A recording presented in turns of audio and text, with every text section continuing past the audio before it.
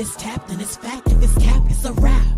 Over and over and over and over. Broken records scratching, they lacking, they capping again. They steady smacking their lips and rolling their necks. Eyes twitching cause you really made it out of them jets. You parasailing. Meanwhile, they just flatline, working on the... How y'all doing, man? It's your boy, the comment, KJM_man.510. That's the Bay. Just like every other Friday, catch us here on Tapping No Capping, where if you're nerdy, you see it, then what's your opinion? And I'm with Basic. Hi. Hey, how you doing? Go tell them what show you represent and whatnot. My name is Basic, and I'm from We Got Questions podcast with my co-host Mike Hennessy. Oh, that's him right there in the picture. That's Mike. We go live every Monday at 7 p.m. and we just talk all things, everything, like relationships, social issues. We have fun game nights.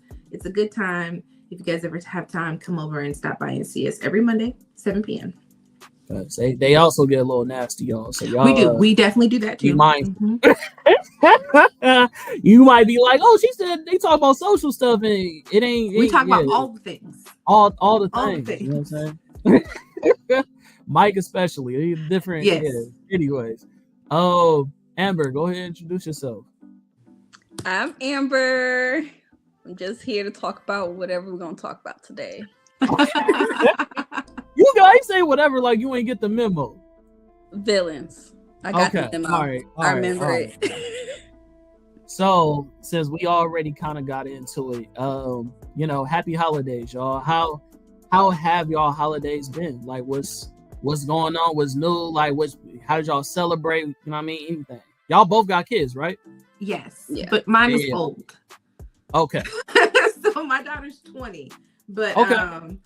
We every year we took your advice and we did the suggestion that you had for our topic for last week, family dynamics. I know, right?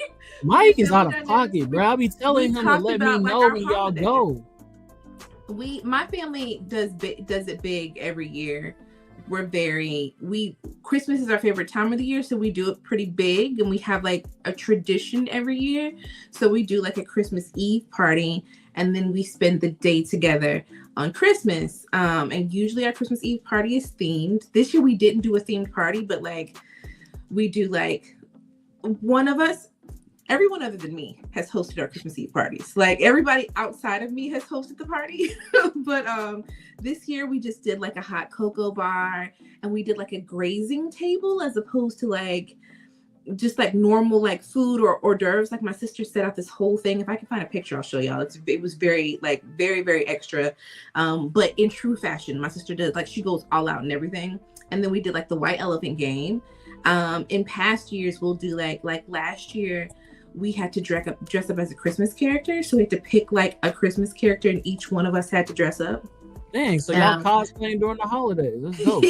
Right. Yeah, I was Clarice from the Claymation Rudolph last year. Okay. So yeah, we have a good time. And then on Christmas Day, we all get together, meet at someone else's house. We bring all of our gifts there, give them out to everybody, because like everybody has kids. My mom and dad are there. It's the 3 girls and then our children, and then we go from youngest to oldest and open up gifts, and we eat food, and like we spent the whole day, like all day long together. Okay. So yeah, that's what's up. Amber, what about you? I know you usually cosplay, so did you do it this year or no?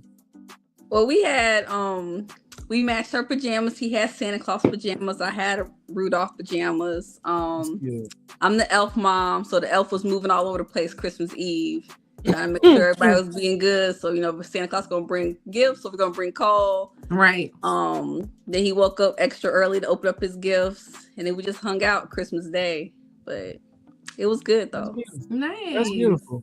Did y'all grow up believing in Santa or no? Yes. Oh yeah. Yeah. Okay. Yeah. At what age did that reality get broken for you? Like, when did you find out like Santa wasn't real? I had to been like 12. That was the first one who realized it wasn't no Santa Claus. But then I had to make sure my siblings still believed. So me and my mom was coming up with all types of ways to make sure they still believe. We was over here wearing the big old boots, walking around, talking Santa Claus just came through. We held it down for another couple years, and they was like, ain't no Santa Claus, that's y'all. And I was like, oh, right. We used to do, all of me and my cousins used to get together every Christmas, and so I think we all realized it at the same time. We had like a group discussion, you know what I mean? So I probably say I was probably like 10 or 11, but it was like us all together because we were all within the same age. And us, like, I remember us sitting in my grandmother's house and like us all just kind of like, y'all, I don't know, like this feels real weird. How do we, like, you know what I mean? We were just kind of like figuring it out, but also trying to keep it like the youngest at the time, I think, was probably either my little sister or my cousin. And so we were just trying to like, the ones who were old enough kind of like got it together. My sister was like always with me, so she probably heard me at the same time, but we still pretended like we thought he was real, like for a while. Like we weren't trying to ruin the magic of what was happening. Like, y'all gonna set up our gifts like this every year? Okay, we'll do this. I know we talking about villains, right? But I want to talk about, like, have y'all seen this movie, the 6888? No. No, the black women have not seen the black woman film. That's crazy. Okay, I have a reason. I'm so anti Tyler Perry. I won't watch anything. I don't care what it is. You know what's crazy? I was the same way for a second. Like, I was with, so, you know, obviously Tyler Perry used to make movies for the hood. You know what I'm saying? Because we used to have it all on bootleg. We used to get the plays and all that stuff. At least my people did. You feel me? Yes. So I was cool with Tyler Perry. But then, like, once he got into cinema, that's when, like, the direction changed, where it seemed like it was like, you know, he was trying to had a certain agenda. But then it's like, okay. And this was, okay, just hear me out, because y'all haven't seen the movie. But when I watched the movie, I was thinking about, like, you know how black people always be like, yo, if I was in slavery, it couldn't be me. Like, they just had to kill me off. Like, I wouldn't be able to do it. Yeah. But then it's like, I say that all the time. People who know my personality know why. However, I think I have to pay a certain respect to the people who endure. You know what I'm saying? Who's willing to play the fool or get spit on, or, you know, we all look down on Martin Luther King because he was like, oh, non-violence. You know what I'm saying? That's not really our go-to. So, like, why people getting hosed down and all this stuff, you're not supposed to hit back. And that takes a certain amount of discipline. You know what I'm saying? And I feel like, you know what I'm saying? Like, as much as we would love to fight back and all this other stuff, we wouldn't be where we are today, progress where we are today, if it wasn't for the people who endured to get us to, you know what I mean, those open doors, the people who played the role so that they can excel in life and open up the doors for other black people. So it's like, I feel that. I feel the anger that we all feel, but I'm now in my late age starting to understand, like, okay, that's why people saying, like, sometimes you got to play the game. I'm terrible at the game, but I do understand the importance of the people who play it. You feel what I'm saying? So, yeah. So, it looks like it looked, until I saw his name, I was like, I'm gonna watch it. And then when I saw it was him, I was like, no. People will say that, okay, I have a list of people that I don't fuck with. And they don't necessarily have to have done anything to me. I just don't fuck with them for whatever reason. He is one of them. Now, granted, with him in particular, I do have a story that kind of goes behind it. And I've just stuck with it. Once I commit, I commit. I don't care what you do after that. Like, that's crazy. So, like, I don't like him forever. Wait, you don't believe in second chances? No, that's not very Christmas spirity of you. It's not. You're right. It's not. I'm okay with that. Listen, it's so funny too, because the people that I have grudges against, like, you'd be like, how did you collect this list? In my mind, it makes sense. He's the only person that I actually have a backstory. Like, not him specifically, but like, I used to work I used to work in concerts, and before specifically concerts, I worked for a venue that did everything from like conventions and plays and all that kind of stuff. And his play would come to our arena every year. And I had grown a rapport with them. Like, I knew them. Like, we kind of knew each other. They had worked with me for years. We were working on a show. I had put their tickets on sale. Like it wasn't like I was a stranger. Like we gotten together, put all their stuff on sale, and it was not by any means ever like an easy thing to set it up. Like I was in charge of like setting up their tickets and getting all their ticketing ready for when the show goes on sale. And then they canceled and they put the blame on the venue. As opposed to it being them who canceled it for whatever their reasons were. They put the blame on the venue, and me being the box office manager at the time, I had to field all the questions, and I was pissed. So you got the baggage and the burden for something that didn't belong to you. Yes, and I had to explain to people why we were returning their money for tickets that everybody was excited for and they all thought it had something to do with us. When it had nothing to do with us. So yeah, I'm still holding a grudge from however many years ago that was. Yeah, that's actually like a close, like, you know what I mean? Connected to understand why. Like, you know what I'm saying? I feel it. And to that point, like, I know people in the industry who have made those complaints about Tyler Perry where they either felt like they, but then there's also a whole F ton of people who felt like he paved the way for them and gave them, I've heard a couple of, black actresses that said that they got paid the most when they worked for Tyler Perry. So who knows? Yeah. You know what I mean? I'm not in the industry, so I can't chime in as much. Right. But yeah. But even with that point being said, I'm just a fan of Kerry Washington. That's just really what it don't matter. If her name is on it, the Django, all that, it don't matter. I'm in it. It's her. That's how I've been watching her. He almost got me with Kerry. He almost got me. That's it. That's all it takes for me. I've been literally watching her from like since she was a kid. Like I'm talking about when she was a kid, like probably like 10 years old or something like that, playing in movies and stuff. Like I'm a fan of hers, like the same way I'm a fan of like Tyler Perry. Speaking of 2024 stuff that we mentioning, if y'all haven't seen this, I'm sure y'all haven't if y'all watched this movie, but she played in this show called Unprisoned. Amazing. 10 out of 10, fire. I mean, basic, I feel like you would really benefit from this because you and Mike, like you said, talk about relationships and stuff like that. In this show, she's like talk about like psychology, and she's a therapist and how she's managing all of these interpersonal relationships, how she's broken herself. She was in foster care. Now her dad just got out of prison, and her son, like it's a lot of stuff that she's juggling, and it's really artistically like displayed well because she has like a kid version of herself that talks like her like an adult, but she's dealing with her inner child with all these different interactions. Oh, wow. You know what I'm saying? Pretty cool. So it's super duper dope. So if y'all haven't seen that, please get into that. Another show that they don't talk about is Little Fires Everywhere. Oh, you seen that? Okay, we finally got one. We got a winner. You seen that? I haven't seen it, but I've heard it was really good. It's fire. It's fire. Nobody talks about it. Go ahead, Amber. Tell me how you felt about it. It's dope. Like at first I was like, I only wanted to watch because the Carrie was in it and Reese, and I love them. So I went in open-minded, and I kind of I was like, but I was like, let me stick it through. But I'm glad I stuck it through because it was good. Like you need to watch it. Like they needed to run it back. They need another season, but it was real good though. I don't see how they didn't continue it. I'm like, that first season was amazing, and they kept us on a cliffhanger. Like her, I don't know. Carrie just does drama really well. Like it doesn't matter what kind of drama film or series it is. She gonna act her ass off, and she gonna do that ugly cry every time. You know? Every time. She gonna cry. Yeah, that ugly cry she gonna show it every time, but it worked. You know what I'm saying? And I'm sure y'all seen Scandal, right? Y'all yes, sure. Of course. Yeah. I never finished it. You know what I'm saying? So this was my thing. The same way you had like a disposition for Tyler Perry, it wasn't about Kerry Washington. It was about during this time, I felt like Hollywood had a agenda to make Black women seem subservient or weak, and I didn't like it. Now this is the reason why.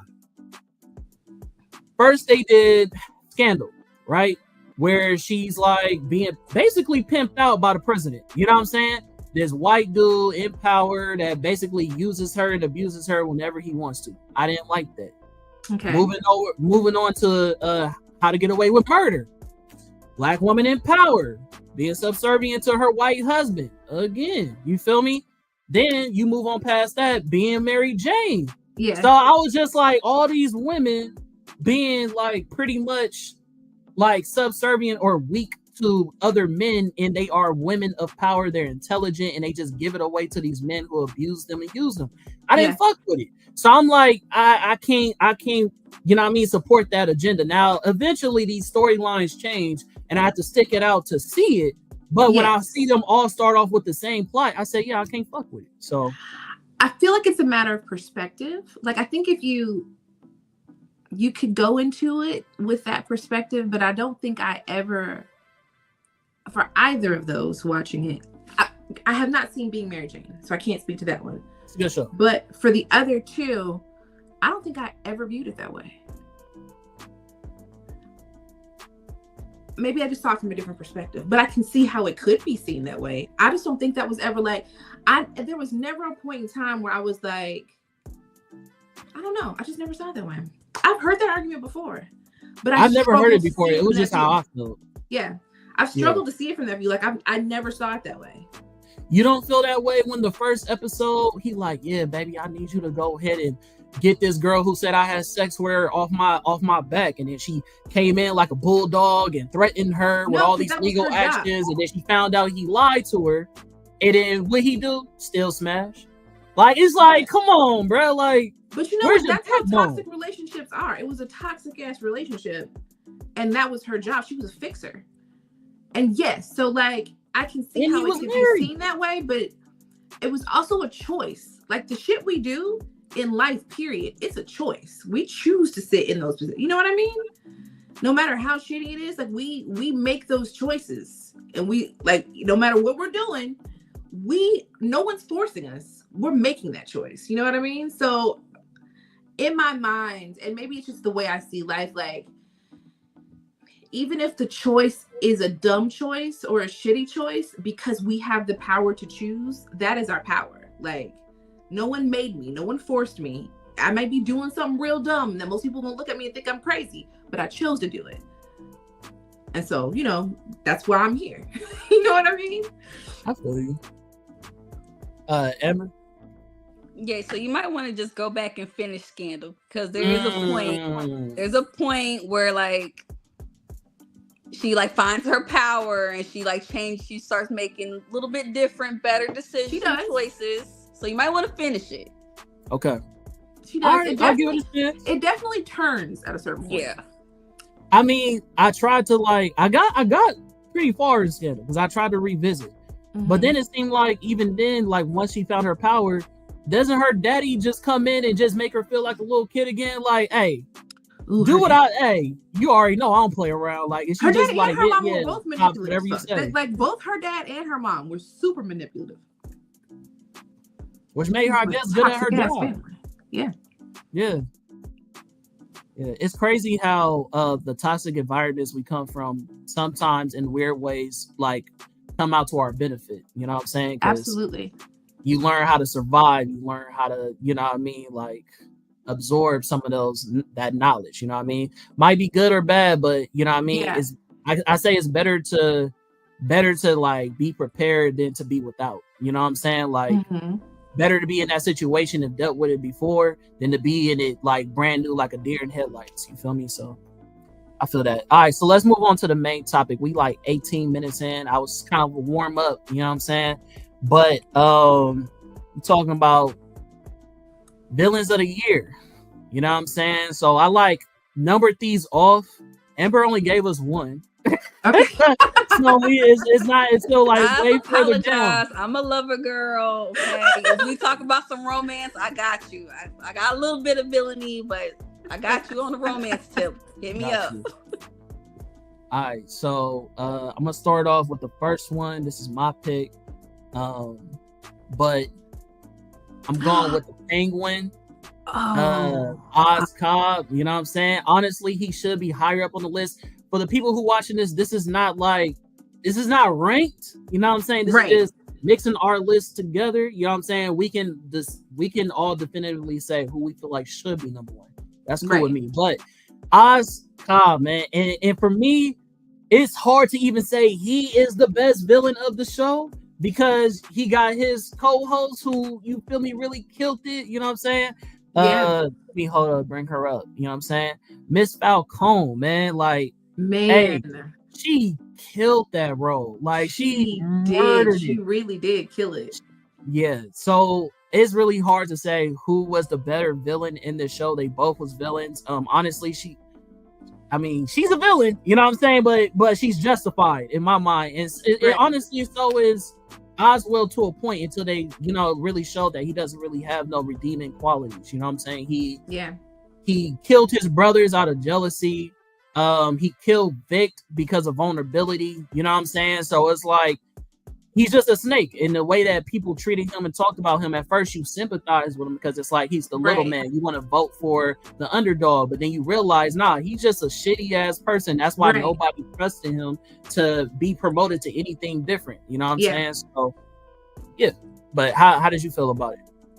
No, I remember, I like the way they built the character and presented it to us, because we all know, whether we watched old Batman movies or whether we watched what was the show that used to come on, Gotham, they used to come on Fox, whether we watched that and we're introduced, like, either place that we're introduced to the character, we all have an idea of who the Penguin is, right?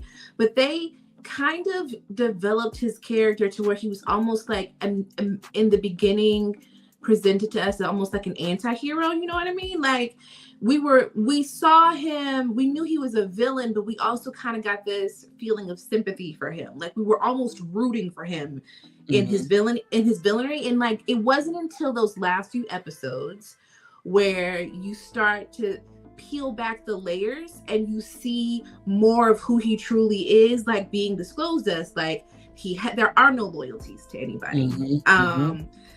Showing what he did to his brothers, the ending, like how he he did to Vic, like, you're like, why was I rooting for this guy? But they wait all the way to the end, like, they make us feel this sort of level of compassion where we're rooting for him throughout the show up against everybody else, and then they stick it to us by reminding us exactly who he is and why he's a villain. It was good. Really, the writing was impeccable. The writing was impeccable. The sceneries was impeccable. Even when they, like, the way that they showed, like, his past and how they depicted Gotham, I thought was beautiful. I think that this show was the first time they showed Gotham in its entirety, where you actually get a feel of what it's like being a civilian in that environment. Like, you know what I mean? There's bombs, there's floods, there's poverty, there's no healthy, like, food and shit to drink or water to drink. You know what I'm saying? Like, there's just, you know what I mean? It's just nothing but chaos. So I was like, man, like, this is a good ass show. You know what I'm saying? Because it just paints a really big, wide picture so you can see it. And I remember a lot of people were just saying, Solicit, what's up with Solicit Cinema? This is actually your type of show. You feel me? I know you probably busy. It's the holidays, you with your family, but if you want to chime in, you can, because we talking about villains and movies and all this other stuff, and we appreciate you supporting. You know, we support you over here at Tapping No Captain. But moving forward, what was I saying as far as the a lot of people were saying, a lot of fans were saying, yo, where the fuck is Batman? Like, like, all this shit is going on. You done knocked off hella bodies. There's been, like, just in the middle of the street murders going on, bombs, and we don't see not one investigation, not one bat signal until the end of the show. And it's like, damn, like, where is this motherfucker? But I agree, though. I felt like it was good. I felt like he shouldn't have been there, because I think that shows more how gritty Gotham is, because there's so much going on. There's probably 1,000 different, like, crimes this motherfucker is solving. Like, there's probably another villain that he's probably in. So he probably got his hands tied. So it shows you all the shit that niggas got to endure until Batman shows up. This is true. You're making valid points, but let's just keep it real. The show begins where the movie The Batman ends, like the next day. I know you in town. You just got finished saving us, okay? Just the other day, all right? People dying. What did you do? Go on vacay? Were you like, I've saved you guys. I've got to go out of town for a couple of days.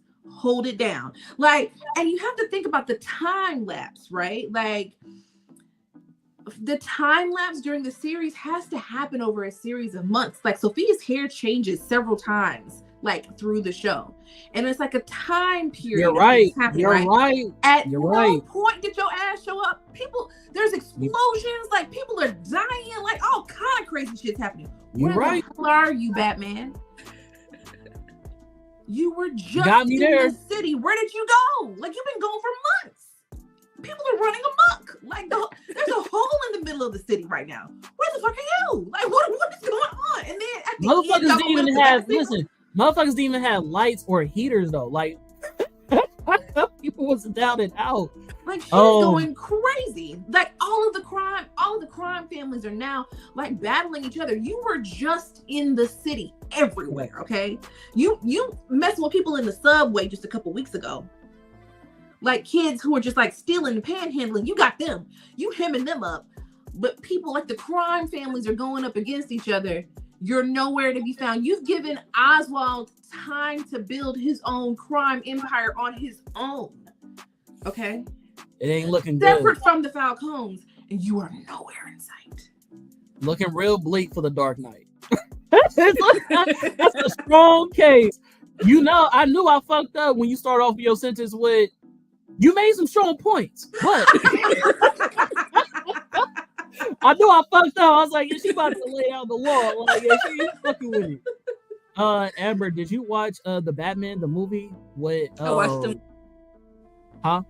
I watched the movie. I didn't watch the show that y'all talking about though. I don't know if you like the movie. Me personally, I don't even like that version of Batman anyway. So we actually on the same page. But I actually felt like it was a good Catwoman movie. Like, if that movie was just about Catwoman, you know what I'm saying, it would have been fire. Zoe Kravitz, she is an amazing actress. I feel like they didn't give her the best Catwoman costume. I was kind of salty about that, but I felt like her acting was pretty on point and fire. This here he go. Hold on real quick, 1 second. Khan about to start hating. Hey, he already know. He hates this take, but I honestly don't like that version of Batman. But I felt like if that was just a Catwoman movie, it would have been a 10 out of 10 movie for me. You know what I'm saying? I think it was a great movie. I just don't think it was a good Batman. And apparently this is a fair point, because to your point, basic, it's like, where is Batman? So it's a lot of things that we associate with Batman that he's not displaying. It's like, this ain't my Batman. You know what I'm saying? So, and I'm actually happy that at the end of the Penguin, she mentions like Zoe writing her. You know what I'm saying? Well, I say Zoe, y'all, that's the actress name, but Catwoman, writing her sister while she, in the prison. It's not even prison. What do you call that? Like a psych ward? Asylum. Yeah, the asylum. And she's like, oh, okay, cool. So hopefully they bring her back, and if they do, like, I know it's gonna be fire. That chemistry between those two, oh yeah, I can't wait. It'll be good to watch. Yeah. But yeah, let me go ahead and go to the next pick. Hopefully Amber knows one of these. Well, yeah, y'all should. Speaking about black women films, shout out to, you know what I'm saying, Wicked, Elphaba. Did y'all not see this either? Did I not see it? Okay. I went the second day that it came out. Okay.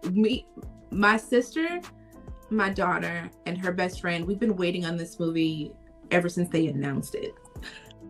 Like, my daughter plays the soundtrack every day to this day. Okay. Wow. They just announced they're getting ready to make it available for rent and for purchase on the 31st. We're already planning on buying it. How do you have her on the villains list? Because that's how she was painted. That's like, did you see it? I watched the movie. Yes, I watched the movie. I watched it thoroughly. You feel me? But the thing is, even though she's not the villain to us, she is the villain to everybody else in that universe. You know what I'm saying? Like, she was played to be everyone who didn't know her. Well, even the ones who knew her played her. You know what I mean? Like, they played her, but not because she was a villain, because they were the villains. They were the ones who were no good.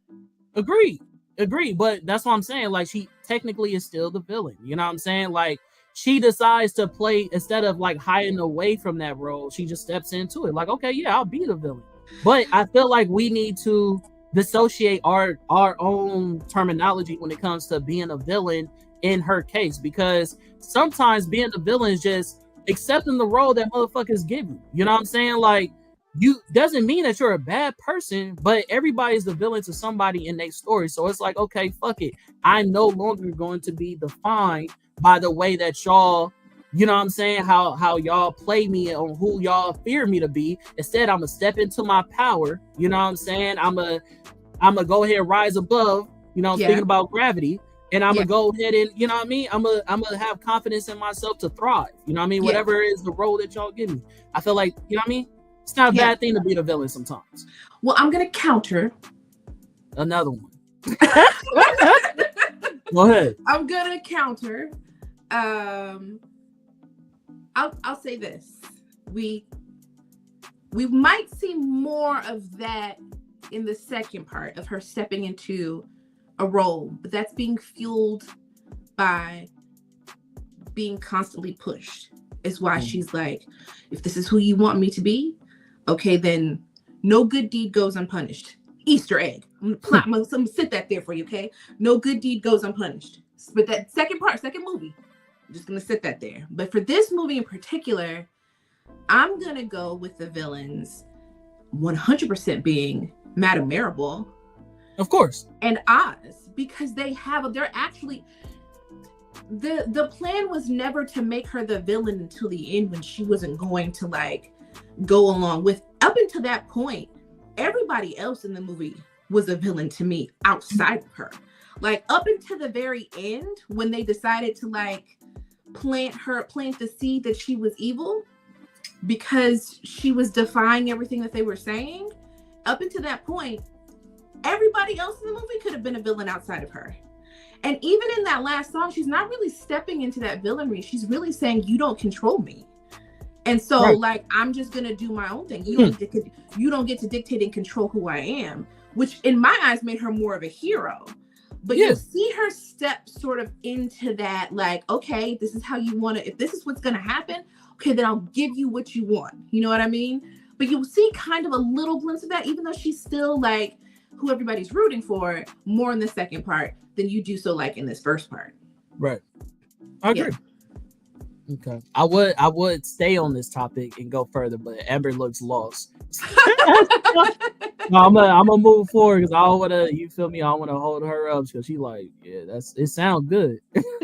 And I'm gonna gloss over this because I'm sure y'all don't like read comics like that, you know, mostly like anime fans. But shout out to Blade. He had this comic called Blood Hunt. You know what I'm saying? Blood Hunt was a story where he basically gets possessed by the king, the god of all vampires, and he goes against the Avengers, he goes against Thor and all this other stuff. It's a really good read. Shout out to Dr. Kaori, you know what I'm saying? So if y'all want to look at her videos about it, she does a good run. I'm pretty sure Captain Diesel does too. I did see him do one. He did a review as well. He's the one that's in the comments. So shout out to him. If y'all want to watch the Captain Diesel's dojo, give him a look, because his boy monetized many views. You know, he doing his thing, you know what I'm saying? So congratulations to him and his 2024, you know what I mean, achievements. So yeah, he was a little underwhelming at the end, not gonna lie. Yeah, I agree. It's kind of like that big fight that you was waiting to happen. It didn't happen the way I wanted it to. However, you know what I'm saying, I still love the fact, because I am a Blade fan. So the fact that they finally gave a spotlight to Blade, you know what I'm saying? And I'm like, damn, put this in the Marvel cinema. Let's get this. Since y'all don't know what to do with Blade, since y'all keep, you know what I'm saying, like pushing back the movie and not knowing what to do, just make him a villain. Fuck it. That, you know what I mean? Just do it. You know, like let him shine. You know what I'm saying? So yeah, yo, Santos, what's happening, bro? I appreciate you tuning in, my G. Hey, good live on Marvel Rivals. Amber, you a gamer? Yeah. What do you play? Right now, I'm only playing Mario games, and we're playing Sonic games because Sonic 3 just came out. So we are such a mom. A boy mom, okay? That's what's up. Actually, Sonic 3 was good, and since you did that, we're gonna do a little transition, because that's also on my list when I can find it. Because, you know, if Kaori was here, she'd tell you I need glasses. So here we go, right here. Yeah, this is my number 5. But you know, shout out to Dr. Robotnik. You know what I'm saying? Shout out to Jim Carrey for playing both roles on some, you know what I mean, on some Eddie Murphy type shit, you know what I'm saying, the same movie. I thought that was really dope. I always make a comparison between Eddie Murphy and Jim Carrey, because those are like two of my favorite, like not only actors but comedic actors of all time. I want to ask y'all, well, since Amber, you watched the movie. One, how did you feel about the movie? Two, if you had to choose, right, like Jim Carrey or Eddie Murphy, right, like one, everything that they've ever touched has to disappear to keep the other one. Everything that they ever been a part of. Who would you keep, Eddie Murphy or Jim Carrey? Oof. I have to keep Jim Carrey. I love Eddie Murphy, but I'm have to keep Jim Carrey. The Mask is just epic, so I just can't, like, it is. I just couldn't do it. But Sonic 3, I felt like it was real good. Like, I liked how the pacing was good. I liked how they started off. They showed us Shadow's background. It really, like, it held your attention on everything that was going on. Him playing the both roles, that was real nice too. Like he did his own grandpa. Yeah, like come on now, who else gonna be their own grandpa? Right. I understand it was Shadow. It was all about Shadow. I would like to see a little bit more Tails. I liked how Knuckles had his ha-ha moments going on, but yeah, it was real good. I felt like everybody need to go see it. I'm glad they stopped playing with Tails, because what's his name? I forget who said it. I want to say maybe Shadow. Somebody said it. I don't remember who, but somebody was like, "Oh yeah, like you Sonic's assistant." He said, "No. Put some respect to me. I got the game. I ain't playing no time." But he said, "Nigga, we is partners. We is, Knuckles. He got his thing. He's strong. Sonic is fast. He said, I'm the tech guy. Don't get it twisted." He said, "Don't play with my gangster." You feel me? He was like, "We family like y'all. You and Robotnik family." And then I felt like that was low key a jab from Tails, because he know they wasn't family for real. So. Yeah, hold on. No, what? Sonic 3 could make a baseline for a good graphics to get DBZ captured correctly. I don't know about that one, G. I don't know about that one. I think, out of most cinemas, like most movies, when it comes to speedsters, they actually show speedsters shown well, because not everybody does it well, i.e. the Flash. However, but I don't know if they gonna get DBZ work right, bro. Especially if they use real actors. I feel like the only way they can do it is if they go, like I said, you said graphics cool, but Sonic is a mixture between both. You know what I'm saying? So I don't know. Maybe you're right. I could be wrong. I don't have no trust in these motherfuckers when it comes to anime no more. Shadow was perfect in my opinion. Yeah, shout out to Keanu Reeves. Yeah, shout out. Yeah, that was a perfect casting, if you ask me. The casting for the whole movie franchise is OP to me, you know what I'm saying? It's just Alba is Knuckles, like, you know what I'm saying? Like, yeah, this amazing. Solicit, that's tough, but I'm keeping Eddie Murphy. Okay, so we got 2 Jim Carreys and we got 2 Eddies.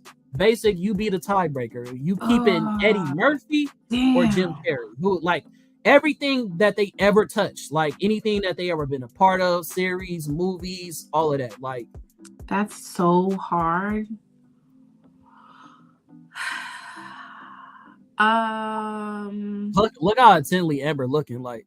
Damn, this is hard. No, this is really, really hard, and I'm literally trying to go through my Rolodex of movies.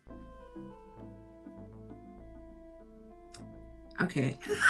I can't do this. This is hard. I think I might go. I might go with Jim Carrey, only because I think that he can also play very complex, serious characters. Almost he can switch off the comedy in such a convincing way that it's I think it takes a real skill. Sometimes it's hard to not see the person we know you to be. When you're playing a new character that is not your normal, we see you all the time, we still have a hard time taking you seriously in different roles that are completely opposite of that, right? Because we're still looking at you you can say it's this person trying to be serious, but I still see visions of this person. I still see the regular person. That he has an ability to switch in and out of characters, even in his really serious ones, even in the ones where he's it's almost it's a deranged kind of mind that is very convincing, and you don't see Jim Carrey, the goofball Jim Carrey that we're used to seeing. Gotcha. Yeah. Have you ever seen Mr. Church by Eddie Murphy? I don't know. Possibly. I have to look it up. I might have. So this is the most sorest winner I've ever met in my whole life. I just want to put that out there. Carrie for the win. Yes, that's fine. Carrie wins. However, if you've never seen Mr. Church played by Eddie Murphy, he plays like a butler, and he is like really close to the family, and he like it's very dynamic, it's very serious, there's no comedy at all. It's a sad, drama movie, but it's really, really good. Like I would say if you want to see different like perspectives of Eddie Murphy's acting, watch that movie because it was really, really good. Yeah. Okay. All right, we'll move forward. This is good conversation.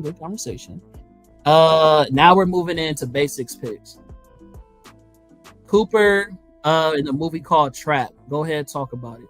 I don't know if y'all have seen this. So first of all, it's an M. Night Shyamalan movie, which always means there's going to be a twist. Like you're going to think you know what's going on, but it's not exactly what you think is going on. And so they set it up.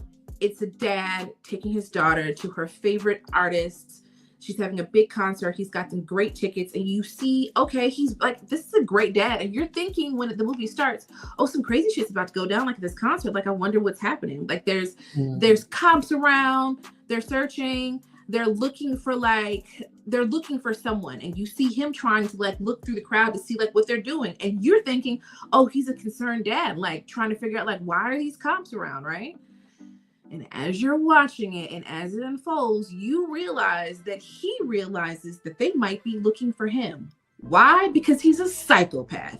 He's a serial killer. There's a man that he has somewhere locked up in a house right now that he's planning on killing. And he is starting, like he's poking around and asking questions as this nice guy dad and getting information that really they have plotted and planted these tickets and they have a profile for him, and they're looking at all of the men that fit within this age, and they look a certain way, and they're looking for him, and he is trying to like plot his way out of it. And he keeps doing all these really nice guy moves, even to the point of making like people think that his daughter is ill, all the way down to you get to like when he gets back with his family, and when you see the twist in it, like that made him like, I think anytime you have a habit where you get to see a person and there's that switch where you think they're a nice guy, but they're really completely crazy, that makes them like a really good villain. I agree. It was a good one though. I agree. I love the movie. I love the concept of it. I thought it was really dope the way it was like cat and mouse, but he really was like outsmarting them. Like he got a little ambitious a couple of times. First of all, I'm not gonna lie, one of my favorite scenes is when they're looking for him and they have a whole meeting with nothing but all the officers and cops, and he just walked in like, hey bro, you want some coffee? Y'all good? You want some donuts? Like he's just being cool. Like he had a like ego about himself, like, yeah, y'all not catching me, bro. Like, and also would surprise me because it couldn't be me, but the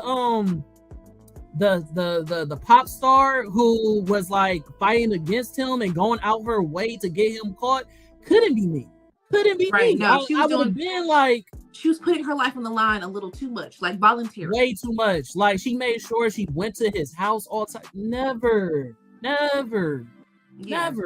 I'm cool. Yeah, nah. But I really do think the acting was fire. Like you felt like he honestly was a good dad. Like he was like a great family man. Like he was a good dad to his daughter, but the motherfucker was a psychopath. Like he had a weird, fixation, I guess is the word I'm looking for. Like in the way he went about it, in the way he just like Trump people, you know what I'm saying? Like by playing like chess moves with everybody. I thought that was really, really dope. And that like, flip back and forth between family man and caring for his kids, but also being crazy. Like you see the flip back and forth. Like he knows he's about to get caught, but he's still telling kids and the mom what to do to take care of the house. Like it was like, oh, he's crazy. Right. Amber, have you seen it or have you heard about it? I heard about it and I saw the previews. I watched the trailers. I watched like a snippet of it online. But after hearing y'all talk about it, I'm gonna have to like wait for this to come out. I'm about to go watch this for real. On HBO Max. It's on HBO Max. You should go see it. Yeah. Yeah. It's on Netflix too, ain't it? Might be. I could be tripping. Yeah. But all right. So because you chose that, right? My pick is very similar, but for different reasons. Going back into the comedic actors. I want to talk about the movie Carry On with my boy Jason Bateman. I think that's how you pronounce it. Mhm. How do you go from making all these amazing comedy movies and comedy shows, and then you go into being a villain like that? Like, you know what I'm saying? He was hella believable. You know what I'm saying? Like, the stoicism, how you say that? Mhm. I said it right. All right, thank you. You know what I'm saying?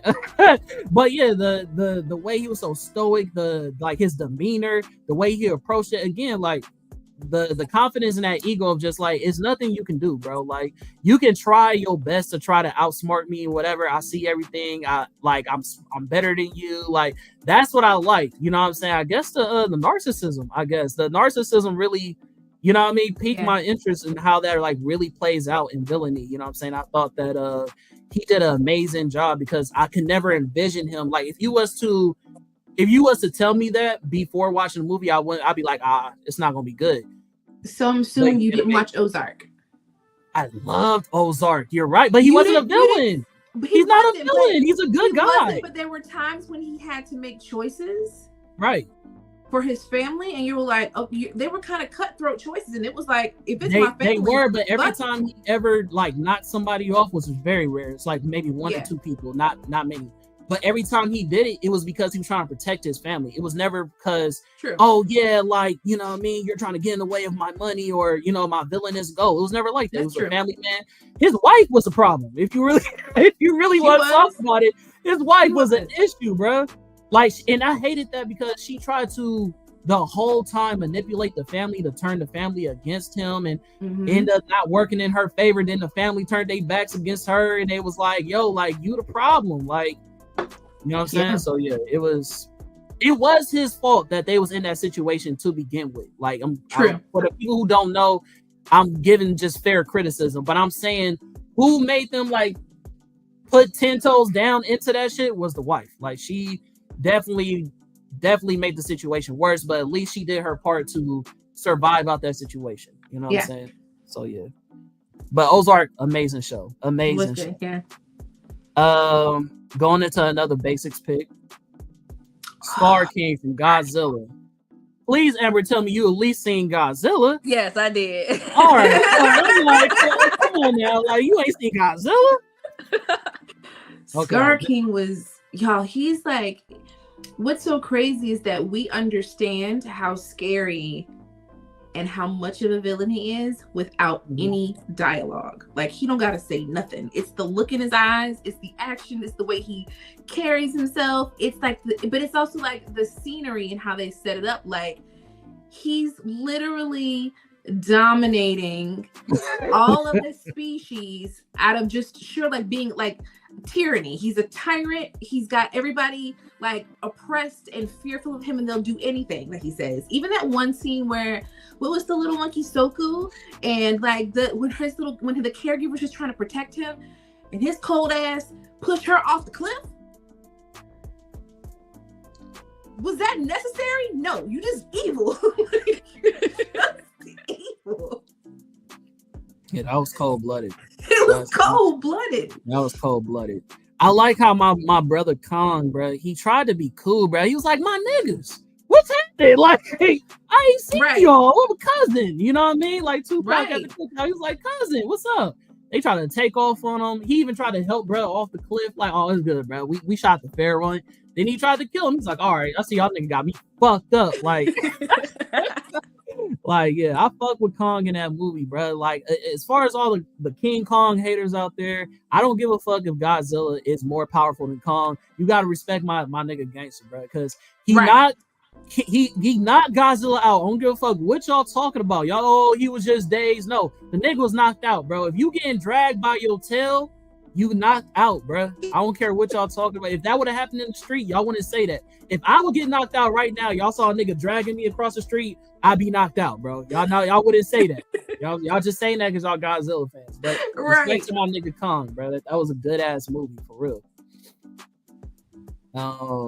Amber, you want to chime in about Godzilla movie? You want to? Like, I took it Huh? Yeah, I took it all. All right. We don't have too many more. But this is another Amber's pick. I mean, excuse me, not Amber. We about to get to Amber's though right after this, but basic Knox from Roadhouse. You know what I'm saying? Why can I not think of this dude's name? UFC fighter. What's his name? Conor McGregor. Did y'all watch it? I did. Okay, so it's like Knox is Conor McGregor like on steroids. Like he's cocky, he's arrogant, he's obviously a sociopath. Like the dude, the way you were introduced to him was you see him like in the most cocky, arrogant way, walking down the street naked, setting shit on fire on the phone like he ain't doing nothing. Like he's basically sent to go like by this crime boss to go and fix what the guy's son couldn't do. Like he's sit there, killed it. Like they sent him there to fix it. And so you see when he gets there, like this dude's a menace. Like he's a menace, like to the 10th power. And even in those fight scenes, like every time you thought he was dead, and this man keeps coming back. Like he ain't never gonna die. Like he's unfazed by everything that you think is gonna take him out. My mom used to say, you know somebody's crazy, like you know someone's crazy if you can't kill him in a movie. Yeah, that was him. Like you think that you're gonna kill him, and then he popped right back up and like unfazed, like let's go, like full of adrenaline. He was crazy. Even at the end of the movie, because you thought he was dead, and then here he comes. He back alive. I was like, how? What? Time out. Yeah. Didn't you just die? That nigga in the Scream outfit, bro. At this point, like put him in a slasher, because that boy was not dying for nothing. Right. But I loved it too. I thought Conor McGregor killed that motherfucking role. Like he did. He kind of reminded me of Claw from Black Panther, like that real like cocky attitude. Yeah. You know what I'm saying? Like hip hop-ish and arrogant and all that. Like I just thought it was funny, but it was also like intimidating. You know what I'm saying? Yeah. Like I could see how, you know, somebody like Conor could intimidate somebody. He hella short. But the way he played that role, like you wouldn't think. Yeah, walking around with that little walk like that. This nigga got the coldest walk in the game. I always felt that way. I ain't gonna lie. When I was watching UFC, I used to try to do that shit. Like walking in everywhere with that little walk. I was like, okay. That is a white boy with swagger. That boy got swag. I'm not gonna lie. And the nigga be dressed. You know what I'm saying? Like he bust it down. You know what I'm saying? That nigga be clean with it. So. Respect to Conor McGregor, bro. I hate that his legacy didn't go the way, you know, it should have went. You know what I'm saying? But, you know, he still got his flowers. He still did amazing things in the UFC. So respect to Conor. Yeah. Now we finally get to Amber's pick. You know what I'm saying? We got to it. It's here. Number 3.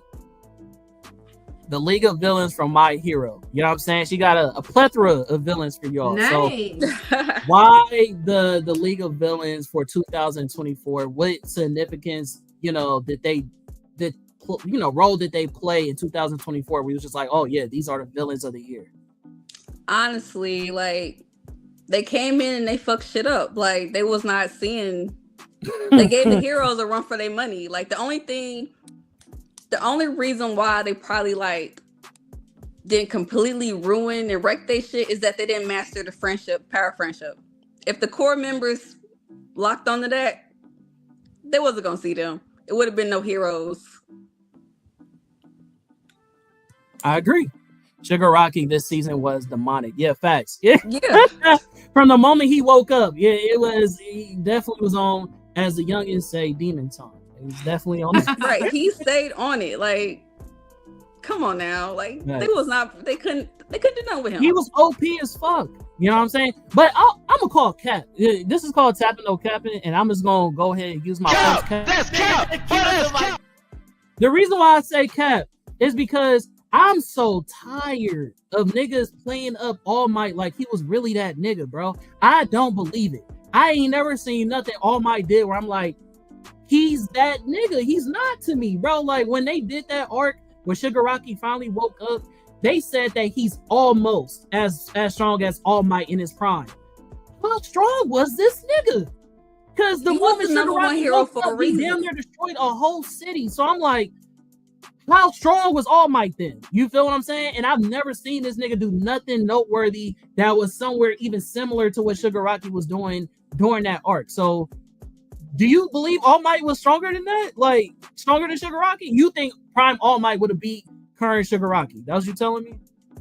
Yes, like they don't show because they ain't showed us nothing. They ain't got nothing to do. He was number one hero for a reason. All those heroes wanted to be number one. He was that dude. He was inspiring people, kids, all that. Them speeches All Might was giving when that man said, "I am here." Look, I was here. Okay, I was with him in there. Exactly, symbol of peace. That's why he was so upset. And he went OP just because he was trying to destroy that symbol of peace. How he over here crippled as hell and you still trying to destroy a man? Exactly, because he was that dude. I guess. I guess. I don't like it, bro. I don't like his dentist.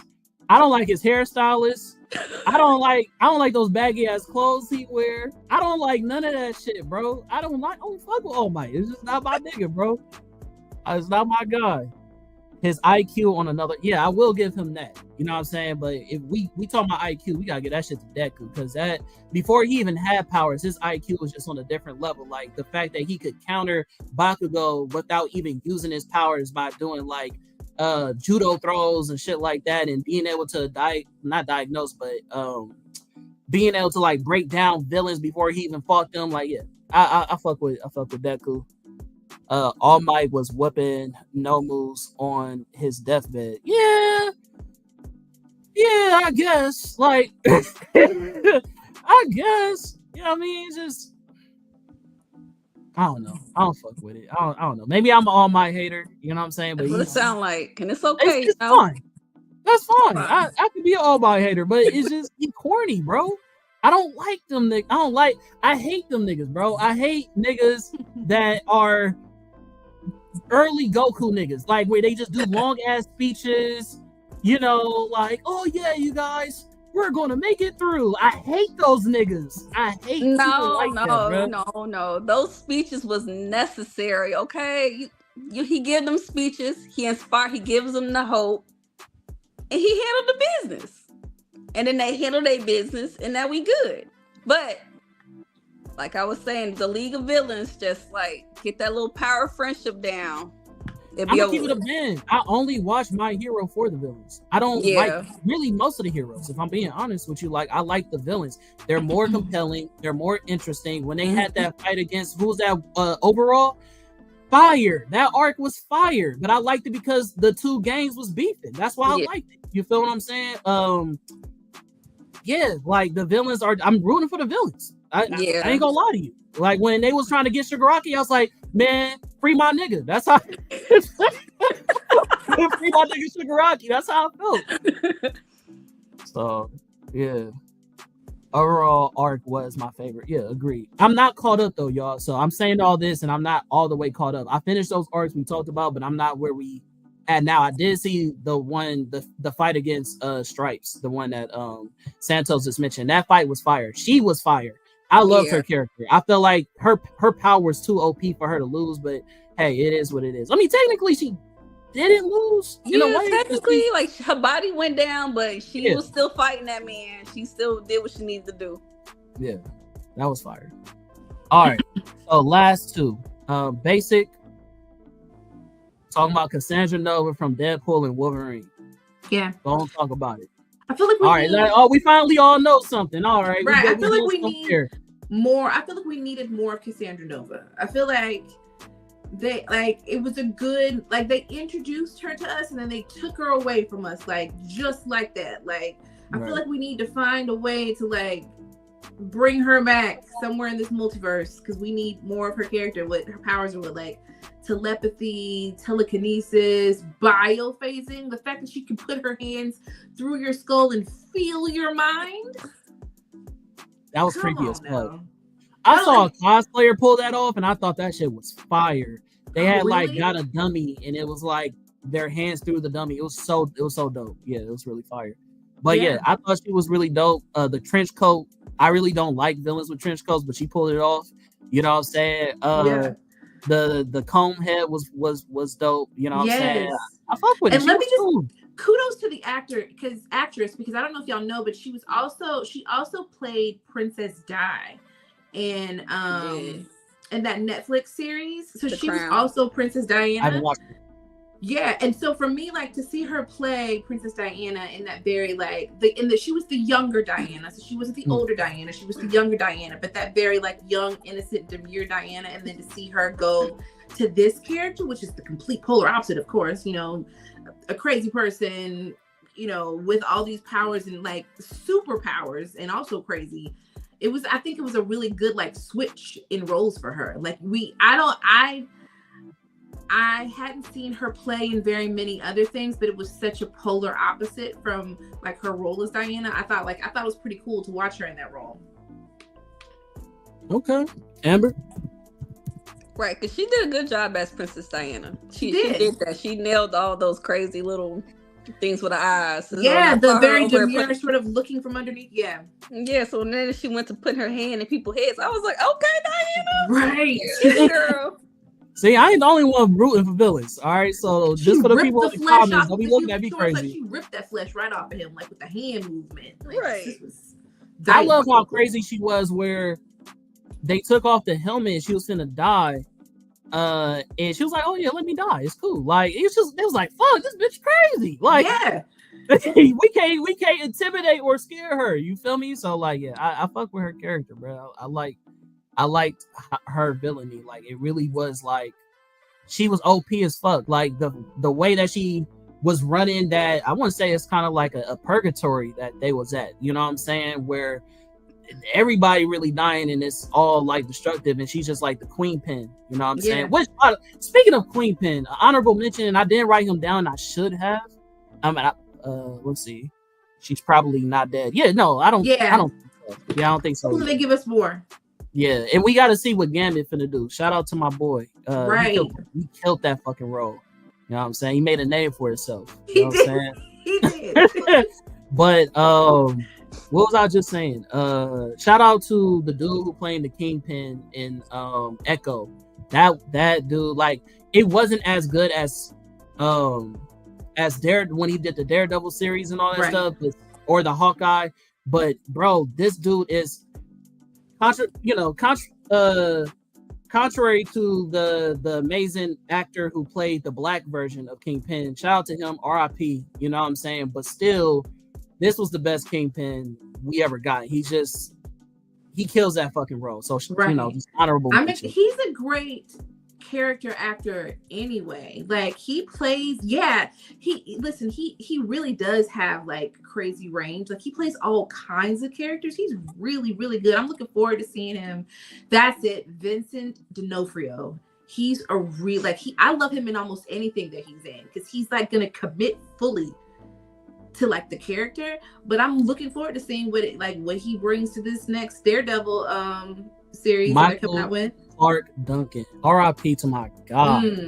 R.I.P. to my God. Yeah. R.I.P. I'm sorry. It almost make me tear up when I think about bro. You know what I mean? He plays some amazing, iconic roles, bro. He did. I can name a lot. You know what I'm saying? So, yeah, I agree. Anything y'all want to say before I move on to the last one? Okay, cool. Ambessa from Arcane. Yes. Do you know how hurt I was? I'm so glad somebody knows. I was so hurt that I didn't name her in my list after I gave it to you, but thank you for adding her, because that is my girl. That for so many reasons that we can't get into right now. We got people that got places to be. So Ambessa was my favorite villain of this year by far, hands down, not a competition. Black woman, OG, had hands, was all about family, was depicted as the villain, but really it was all about security. That was her main mindset, was just to secure the sanctity of her family, to make sure that they're safe. People forget that she was a young mother who lost her son due to war and all that stuff. She almost lost her daughter in the middle of battle. So somebody who goes through that type of trauma, of course, they will want to go through any means to make sure that their family is safe. You know what I'm saying? So it's like, she's a really dope fucking character, bro. Yeah. Like she's so dope on so many different levels, and I wish I can go deeper into it. But Mbessa is my favorite villain of this year. She killed that shit. The shout out to the voice actress. Shout out to, I forget her name, but the lady who sung her she sung her song. Who's the lady who played on Brandy, the mom? Who played the mom? What's her name? Damn, I know exactly who you're talking about. Played on Brandy. Played Moesha's mom. Who was that? I gotta think of her name. I can't remember. Y'all got Google, so y'all. Yeah, find I'm looking. But she been doing her thing. Roth, is that it? Hold on. Yeah, say it again. Cheryl Lee Roth, is that who? Yes, her. So Is she sung a song for Mbessa. You know what I'm saying? She killed that shit. It was amazing. She did her thing this year. She got a couple of awards and all that stuff. She gave a beautiful speech. I'm happy for her. I'm happy for Black women. You know what I'm saying? Y'all been doing y'all thing this year. You know what I'm saying? I can, for multiple different reasons. We talk about Dolce. We could talk about all types of different Black women this year who just really been killing it. Even we just talked about earlier, Kerry Washington. You know what I'm saying? Mm-hmm. So yeah, Black women killing it this year. You know what I'm saying? I can't be more happy to be a part of it, to witness the greatness of Black girl magic. You know what I'm saying? But y'all go ahead. Basic, anybody, Amber? No, I feel like she was such a complex character. Like she was such a complex character. Like you and the way they just try to get you, like, that there's more to the story. Like you feel like it can't just leave it as she's power hungry. There's so much more, and that you see there's layers of it when they talk about like what happened with her son and her daughter, and that you can tell that it's driven by family and trying to protect her family and the history of what's happened to her. But like at the same time, you also want to hate her because of who she is and what she represents. You know what I mean? So I actually feel like she probably, outside of Jinx, was probably one of the most complex characters. For sure. In that series. For sure. Yeah. Easily. Amber, you have not seen Arcane, eh? It's on the list, I gotta shame you for this one, big dog. I gotta shame you for this. Hey, this girl right here, Solicit Cinema. Y'all check her out, her channel as well. I don't know why, Solicit. I keep dropping the ball. I should have been gave you a shout out. My fault. She been supporting the channel. She be in the comments. She's amazing. She got her own channel where she does videos, skits. She reviews movies. Movies is more her thing. I'm trying to get her more into shows. I'm more of a showman myself. However, I'm a thespian too. That just means somebody who loves cinema and stage and plays and all that. But anyways, with that point being said, she is a movie watcher. And I got her to watch Arcane. She said the first episode she cried, and she was hooked from that point on. So if she's saying that, Amber, you got to get it together. I think you'll like it. You should give it a try. It's worth it. No love for her honor. Down. Yeah, I think that was no love for horror. Damn, no love for horror. Oh, you know that. We didn't have any horror villains. No, we didn't. But he noticed. Y'all be shaming. So y'all don't know this. This is an inside thing between me and him. However, y'all shame me for not knowing horror. So what would I look like? Bring it up horror, and then y'all be like, oh, that's not even horror. That's not even a real horror movie. I'm not gonna do that with y'all. I'm not a horror guy. Never been. It's not my thing. Like horror is bland to me. It's not scary. It's not my I don't even understand horror. Some things that I think is like like this is a horror movie. They be like, no, it's not. I'm like, so what is it? Like, you know what I'm saying? Like it's certain things that are action movies to me. They like, oh yeah, that's horror. I don't understand the concept, bro. Give me a second. I got one for him. Why are you testifying? Why? I was trying to think of somebody I can give to him. I was trying to think of somebody I could give to him. Hold on, let me see. What is this kid's name? Like it's on the tip of my tongue, and I can't. Did y'all watch Them season 2? Yes. Great. Yes, the black horror movie. Oh, why they didn't win any awards? Like I don't even do horror. Okay, I don't watch it. It was so good. Luke James was so scary. Like, cause it's like you know, like it's like the craziest just sitting there on the surface, and then as it unravels and you realize who he is, the storytelling, the way they toggle back and forth, that whole series is so good. I feel like it really captured how Black people feel the fear of being in white communities. You know what I'm saying? Like, Yeah. people don't talk about that. You know, I would say Get Out did the same thing, but better in them, because people, like, as much as that as white people always clutch their purses and you know, lock their doors, they don't talk about how we also don't feel safe like around white people, because we know how we're we know we're going to be attacked because we're looked at as, you know, aggressors or whatever the case may be. Which, speaking about aggressors, the slap she gave that white bitch across the street, I loved it. Yes. The way that show it's a horror series, but it tackles like racial issues in a way that will almost make you angry. Like you gotta be prepared. Like you'll be mad while you watch it. You know what I mean? It's gonna make you angry.